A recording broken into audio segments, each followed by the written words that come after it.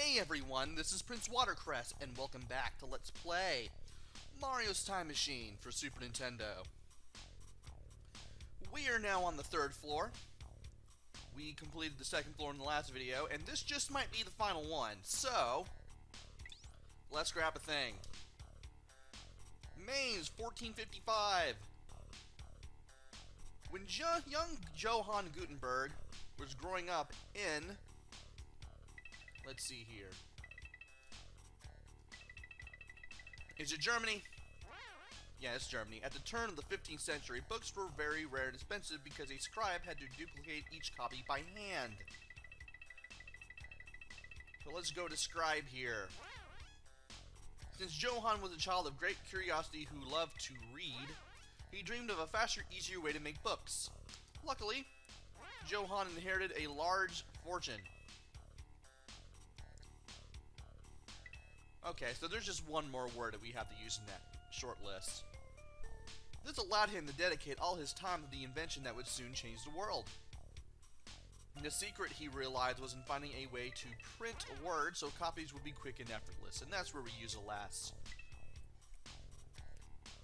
of those words. Get a little bit of T in there. Gutenberg first tried carving letters from wood, but the printing came out crooked and blurry. He continued to experiment, spending all of his father's money it took during the blank years it took to perfect the printing press. Okay. It's not 37. It's not 39. Let's make this a printing press. We've used that one. I believe we've used 17. I think we've used 200. It's not 24. I'm pretty sure 3 has been used, 30 has been used. Maybe 30 hasn't been used? It is 30. The final press, made with movable... Let's see here. Metal type? Worked perfectly. His childhood dream realized at last. Johann printed his first books in 1455. They are known today as Gutenberg Bibles, and they are very, very expensive. So now that we got the history of the Gutenberg Bibles out of the way, it's time to go to Mainz 1455.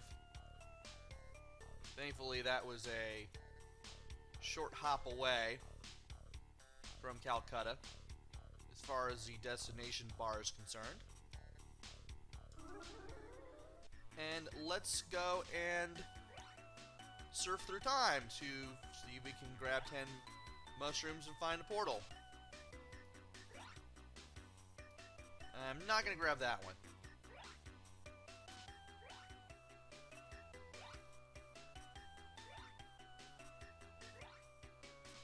And you showed up right next to me. You also showed up right next to me. Oh. I already had all 10 mushrooms. I could have went into the portal immediately. But we do want to go in this door, I believe? Yes, we do. And Gutenberg jokes that he has a lot of reading to catch up on after we've helped him realize his dream of printing books. I mean, I would imagine that he would, given that he loves to read. Then again, he probably read a couple of books while taking breaks from his work. You never know. But we do want to grab this thing. Looks like an astrolabe. That thing we picked up, by the way, was a backwards G for Gutenberg. It really pretty much is a metal typeface for the printing press that Gutenberg used. But for this one, the Pacific Ocean, aka the Pacific, 1521, we're picking up an astrolabe. So in case you're wondering what that ball was, now you know. The importance of perseverance has few better examples than Ferdinand Magellan. When Columbus reached America in 1492, he thought he had found a western shortcut to India. I think. Yes. That's why the Native Americans were originally called Indians. Unfortunately. However, by 1519? By 1519, however, when Magellan's 5 ships sailed west to find the... Where is it? The Spice Islands, explorers suspected that the Americas were a vast new region unconnected to Asia.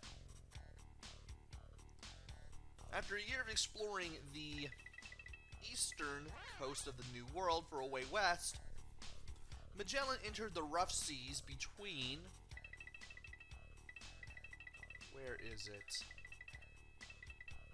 Tierra del Fuego and the tip of South Africa. After... Okay, it's not 24. 39 days of struggle, Magellan entered the vast Pacific Ocean. Sailing west, his crew endured malnutrition and scurvy. Let me get to scurvy real quick. Until they reached the Philippines. There, Magellan was a victim of hostile natives, but John Sebastian Blank pressed on. It's not Ghirlandaio. I forget what this one is. I want to see if it's Delcano. It is Delcano. Juan Sebastian Delcano pressed on. Victoria, the sole remaining ship, rounded the Cape of Africa and returned to Spain. Thus, Magellan's expedition became the first to sail around the globe. In so doing, it demonstrated the true scale of the oceans and proved that the Americas were indeed a new world.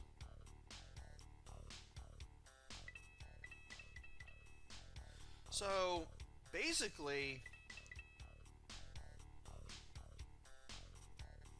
it wasn't until after Columbus landed in America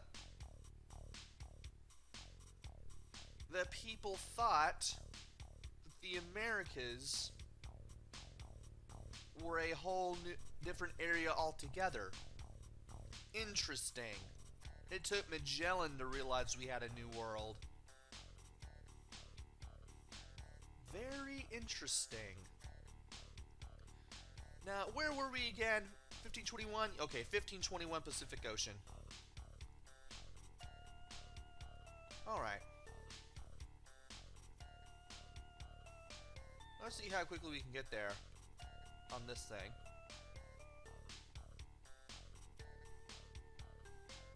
Gobi Desert, the Pacific, 1521.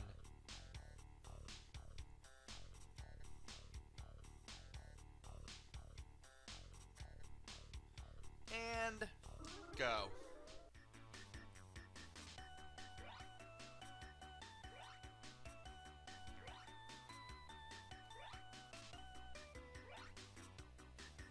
Nope, don't want to grab that one, or that one. Thought I could grab that one, but unfortunately I could not. And now we need to find... There we go. There's one. And I believe we should be going into this door, the captain's door. Let's pick the second option, and things will be rolling around on the ship. Just moving around just by how the ship is being rocked by the ocean.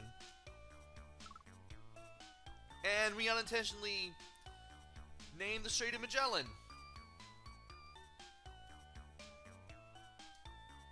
So, now that that's out of the way,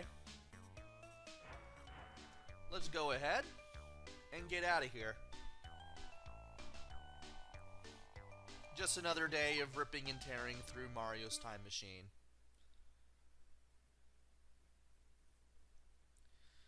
Don't know how much time I left for the password last time, but you could just as easily have paused if you wanted it. As for me, I will be leaving it up until now. Now it's time to grab another item. In this case, it's this chisel. Return to owner. Michelangelo Buonarroti, one of history's most impressive artists, was born in Caprice, Italy on March 6th, 1450. No, it's not 1452. 1450.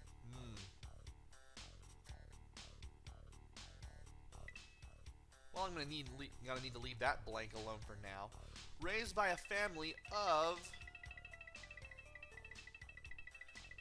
let's see here, not philosophers, stonecutters. At the age of 13, he was apprenticed to learn the basics of painting at the Ghirlandaio Brothers Studio. Now, what can we do?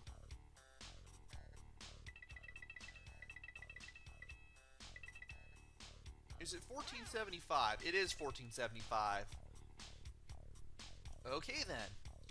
Michelangelo, however, considered himself a sculptor, and he broke his contract so that he might study in the sculpture gardens of the great patron. Let's see. Oh, Lorenzo de' Medici. That's the name I'm looking for. Indeed, Michelangelo's fame as a sculptor is unmatched. His remarkable Pieta was carved when he was only 23. Shortly thereafter, his 13.5-foot David was wrought from a single block of marble.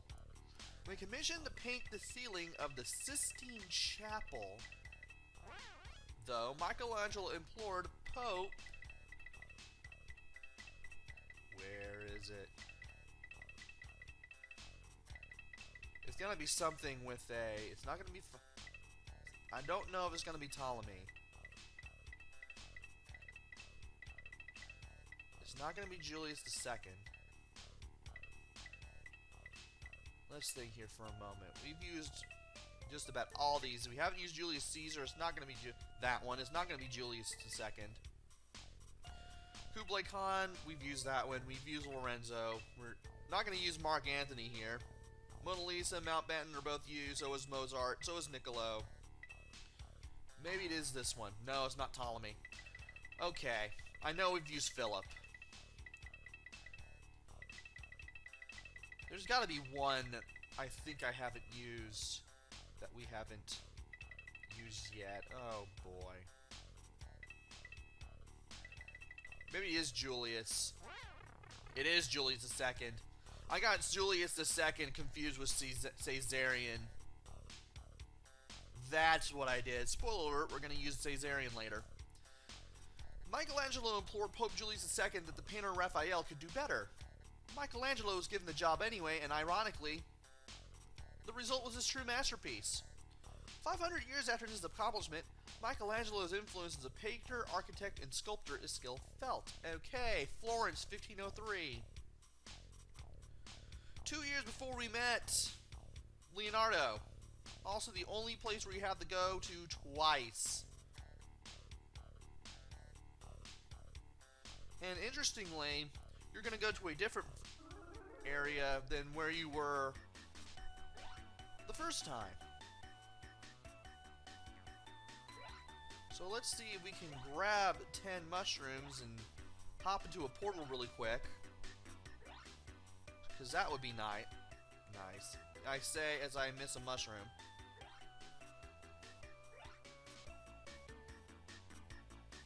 Come on. I'm about to say there's a portal there, but I don't think I can reach it. And 1 second left on the bonus. Now to look to where we need to go. I want to think it's this door. No, it's not this door. We're trying to return a chisel, by the way. You could probably already tell. And by giving the chisel back to Michelangelo, we are able to make the birds move around. And of course we convince him to paint the Sistine Chapel while he is working on David. And with this, we are now able to get 15,000 points, which is pretty high for this game. And here's another password that we're going to use. Or keep on the screen in case you're playing along. Now. And I'm pretty sure I'm going to be going past the 20-minute limit, but I will do the final two of these and a skull. Stratford upon Avon, 1601. We're going to the Shakespeare era of acting and whatnot. Romeo and Juliet, Hamlet, King Lear, Othello, Macbeth. These are only a few of the famous characters immortalized by the greatest playwright. Let me get the playwright real quick. And poet in English literature, William Shakespeare. Born over 400 years ago in 1564. Over 450 now at the recording of this video. Shakespeare's plays are still performed throughout the world. Shakespeare wrote during England's Golden Age, a time when Queen Elizabeth I was generously supporting the arts. It is said that Shakespeare wrote a play just for her. Also, this is 6 years after we met Queen Elizabeth I herself in London. An actor as well as an author, Shakespeare is known to have written some... It's gotta be a 2-digit number.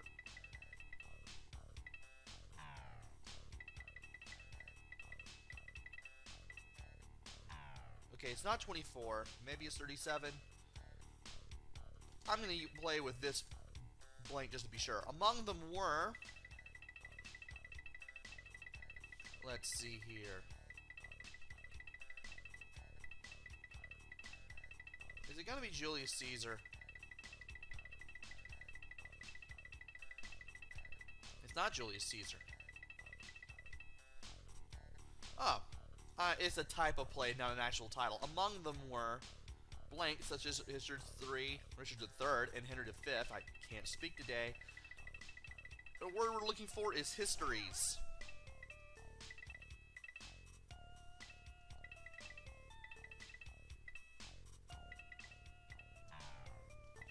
It's not 37. It's not 24. Comedies such as The Taming of the Shrew and Twelfth Night, and tragedies such as Romeo and Juliet. Tragedies, tragedies, tragedies.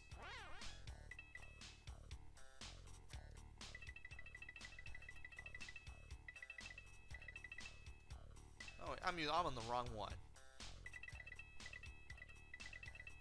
What is the number I'm looking for? It can't be 200. We use 39. We use 37.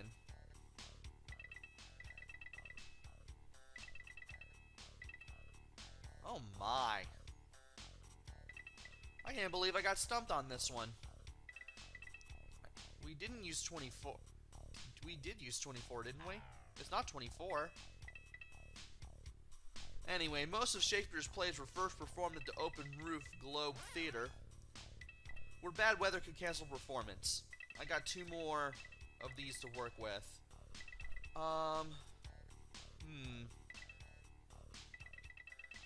It can't be 500 or 900. It's not 39, it's not 37, it's not 30. Oh my. I can't believe I'm stumped here. I know we've used 17, because that was from Marco Polo. 24. He can't have written 4,000 plays in his lifetime, or 500, or... Maybe it is... No, it's not 500. It's not 200. I'm stumped here.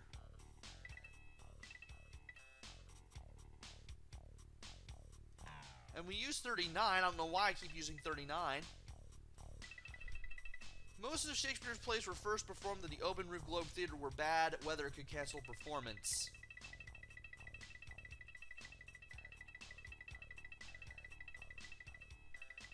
Where's weather? There's weather. Shakespeare lived until 1616, having made a modest fortune. He was buried in the village where he was born, Stratford upon Avon, and I will leave that one for last. It's not 1,000, obviously. It's not 17, it's not 24, it's not 3.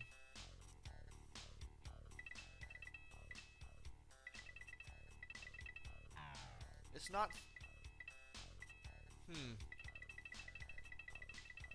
Well, let's use Stratford for this. It's 37. I got confused by what numbers I hadn't even used yet. I kept using every single number except 37, and it's actually 37. So, yeah, Stratford upon Avon, 1601. Just remembered where we need to go. Here.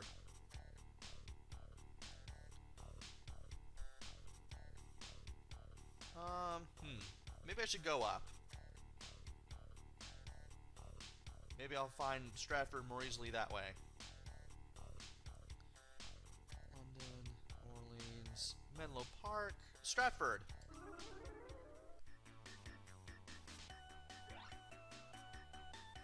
And now it's time for even more surfing. Hopefully I won't miss a whole bunch of mushrooms or run straight into a fireball, because that would be terrible. Maybe that's not really a fireball, maybe it's a spiny in ball form. It's kind of hard to tell though, regardless of whether I'm holding Y to accelerate or not. But we need to get to the curtain, press X, and select the second option to hand the skull back to William Shakespeare himself. And by talking to Shakespeare after you pick the second option, you get a few memorable lines. Especially one from Romeo and Juliet when you give him the skull, which is pretty nice.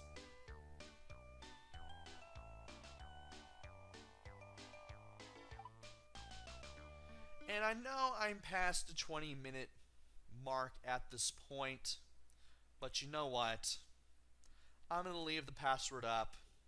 We're going to go for the last one. We might as well, because there's only one left.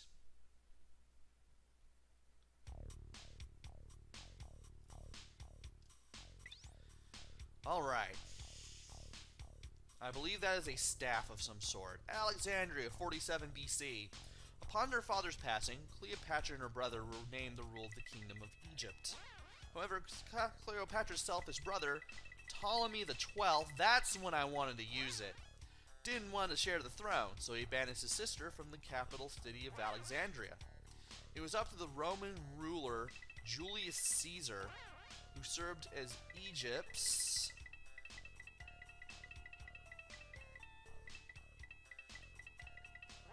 guardian. I'm about to say, I know I didn't use that word, to restore Cleopatra to her throne.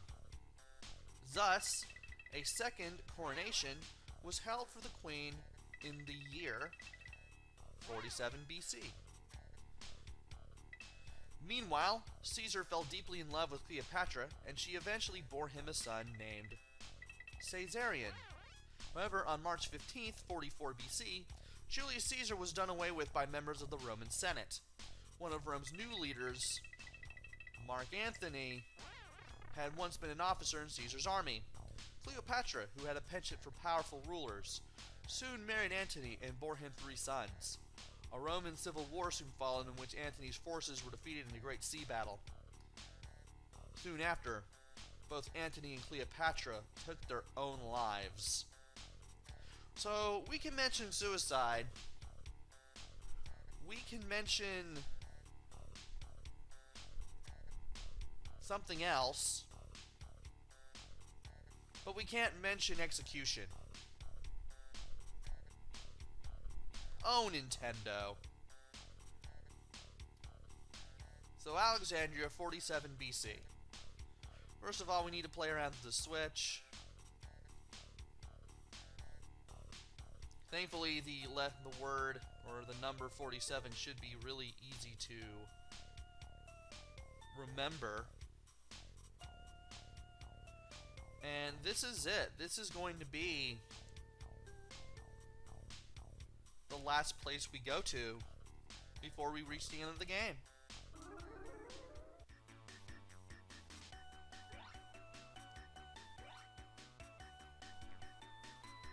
Now, hopefully I didn't waste too much time with passwords and whatnot, and the reading of the books, and so that in a way that would keep me from getting the good ending. I don't think it'll do that, but I'm kind of scared of that. I could have gotten in the portal there. Well, we can fix that with 1 second to spare.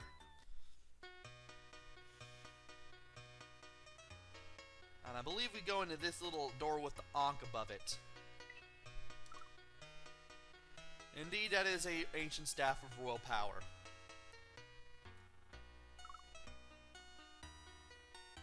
And interestingly, she mentions a play by, not exactly by William Shakespeare, but being in a play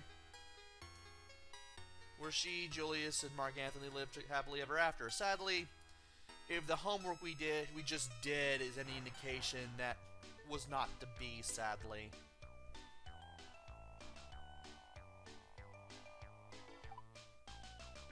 To be fair, though, there were plays back in ancient Rome, but after the Roman gods were no longer worshipped, acting as it was known then died for almost 1,000 years until much more modern times, like the middle of the first millennium. But anyway, enough about that. We go to the door. We're in Bowther's throne room. Where does it go? Overload, so we didn't get a bad ending. And Bowser is sent to prehistoric times. Did I take too long?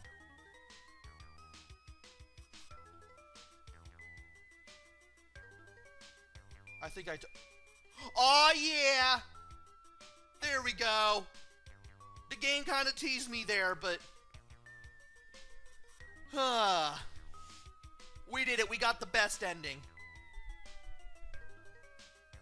We ripped and tore through Mario's time machine. And not only did we send the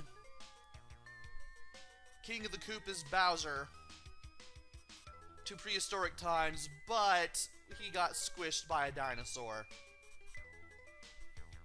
There is a middle-of-the-road ending where if you take a little bit too long, he goes to prehistoric times, but he doesn't get squished by the dinosaur foot.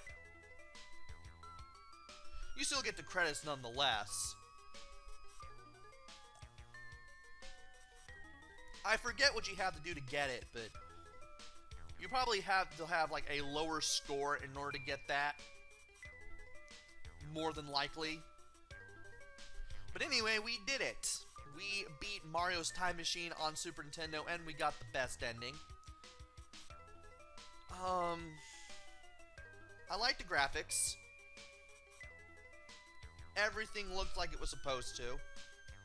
They tried as hard as they could with those, I think.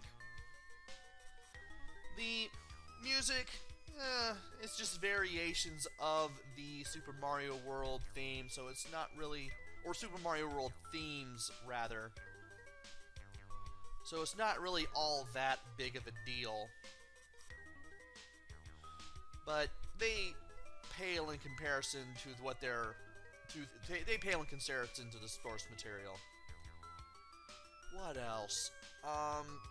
Well, everything works right as far as play control is concerned. I mean, it's very simple. It's pretty hard to mess up. Thankfully, they didn't really mess it up that much. And once you get, like, the best ending, I mean, you could try to get the other two endings if you wanted. But once you get through this game and you know everything about it, like, nothing changes. nothing about the game changes at all. And as a result, there's really not much of a reason to play it again unless you haven't played it in years. Or a couple of years. That's it, really. And you could probably find this for dirt cheap. I mean, if you want to go get it, go get it. Just go for it. Don't let me stop you. But the game's really nothing to write home about. This game could just as easily have been done without the Mario license. Without the whole Mario franchise just slapped on it. I mean, it could have been any hero and any villain, and it would have probably just had the same results. At least there are passwords, so that's nice. And I also learned that if you let this opening sequence loop 3 times, you will get the credits on a black screen when you're about to do a 4th loop of the opening sequence, which I had no idea was a thing until I started making this Let's Play, which is pretty interesting. So that's an interesting thing. And that's pretty much all I can say about Mario's Time Machine for the Super Nintendo. Hopefully I'll be back with another game. Maybe it'll be good, maybe it'll be bad, maybe it'll be somewhere in between, who knows. This has been Let's Rip and Tear. Not just play, but just rip and tear through Mario's Time Machine. Until next time, this is PrinceWatercress. Take care, stay safe. Thanks for watching, and see you guys later.